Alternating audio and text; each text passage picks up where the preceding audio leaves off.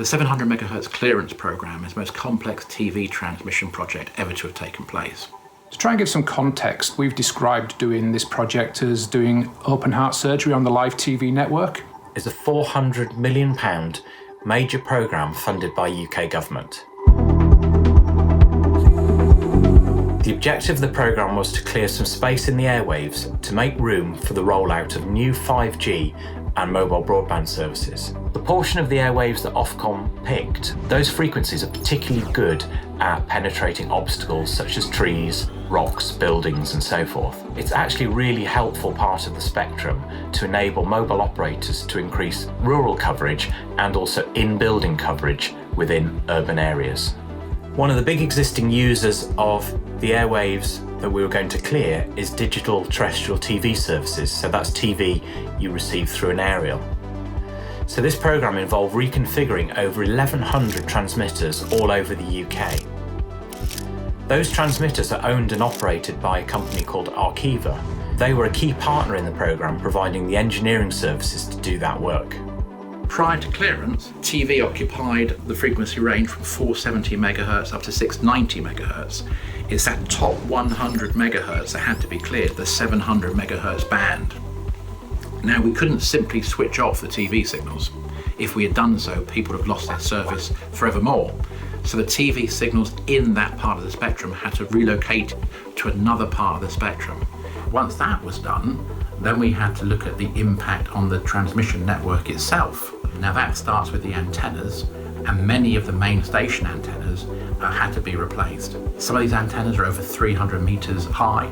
We work very closely with our antenna suppliers and installation companies to install the new antennas, whilst at the same time maintaining service either on the reserve antennas that we've got up there already on some of the sites, or we had to install some additional antennas in some cases. We had to make sure that transmissions were maintained throughout the clearance events. So we had to mobilise temporary transmitter systems which were containerised, and these were moved from site to site just in advance of the clearance events.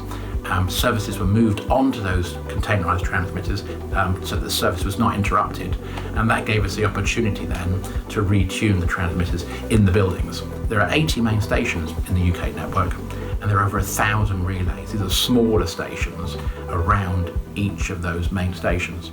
The way clearance worked was that the main station would change frequency overnight, and then the relays would need to be retuned the following day.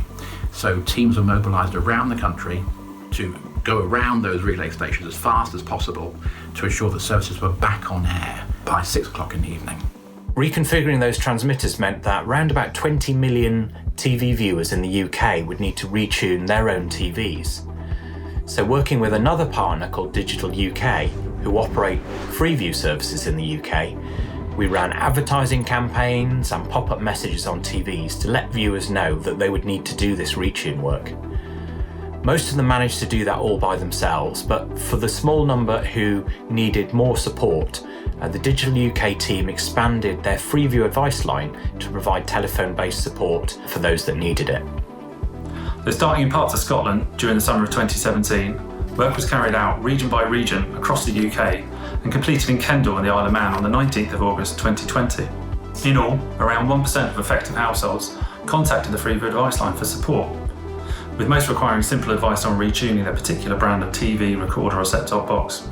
A further subset of viewers, even with telephone support, were not able to retune, so working with another partner, DMSL, we provided a field-based engineering team who could go and visit people in the home, help them with a retune, and if necessary even realign or replace their aerial, all funded as part of this programme. The home support team booked a total of 44,790 home visits. The programme was a significant support to lots of viewers. Some of the viewers who contacted us, particularly older viewers and those who may stay at home more, really rely on their television as a source of information and comfort. So when they weren't able to watch their television services, this could leave them feeling lonely and disconnected. It was a great relief when we were able to sort the issues out for them, especially as they didn't really know how to sort it out for themselves. One case, where we helped a particularly vulnerable viewer who was shielding at the time, took place in heavy rain. We called her and explained we would do everything possible from outside the property to prevent us having to enter. We noticed that there was a splitter on the outside wall, so this was also changed. We then had to cut the cable just before the entry to the property, and we checked the signals direct off air. These were all okay, so we remade the cable and made it waterproof. We then called the viewer and talked through a retune over the phone with her. She managed to successfully retune the TV and restored all services. It also affected PMSE, that's Programme Makers and Special Events, wireless microphones, used in theatre, in film production, in outside broadcasts.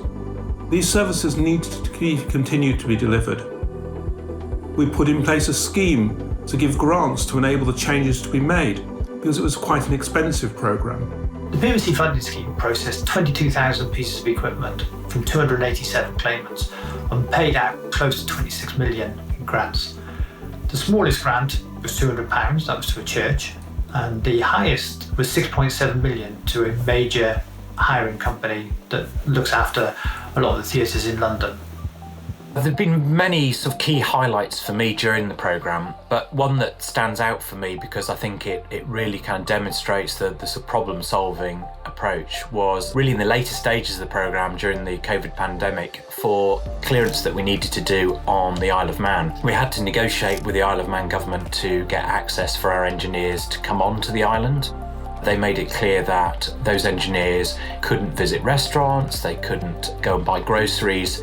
We managed to find a suitable accommodation for them, but in order for those engineers to be able to sort of eat when they were out on site during the day, we had to find accommodation that was prepared to make packed lunches for the engineers. So I don't think it's something that you expect your project teams to have to be thinking about when they're embarking on a £400 million programme. Lots of things that made the programme really difficult. We had challenges with bad weather, which prevented engineers working on masts. We had moorland fires at one point, which slowed us down. And of course, in the latter stages of the programme, the COVID pandemic. So there were lots of things that made this a very difficult programme. But really, it was the really good kind of collaborative spirit between the different partners involved in the programme that made it a success. We delivered it under budget and also slightly ahead of schedule. It comes down to people. It's always about people in terms of how we deliver engagement, collaboration, communication, the will to want to do things. There are times when people have had to go to site on a Friday because they knew a storm was coming, and they've actively gone to site on the Friday even though they don't need to be there till Tuesday. And so people have really gone the extra mile on this project. They've bought into its philosophy, bought into the objectives, and really wanted to deliver on behalf of the government to try and get the 700 Spectrum cleared. If you think about the huge amount of engineering that was involved, it's really amazing that we've been running perhaps one of the biggest infrastructure programmes in the UK at this time, and hardly anyone was aware that we were doing it. So I think that in itself is a major achievement, and credit to all of the teams that were involved.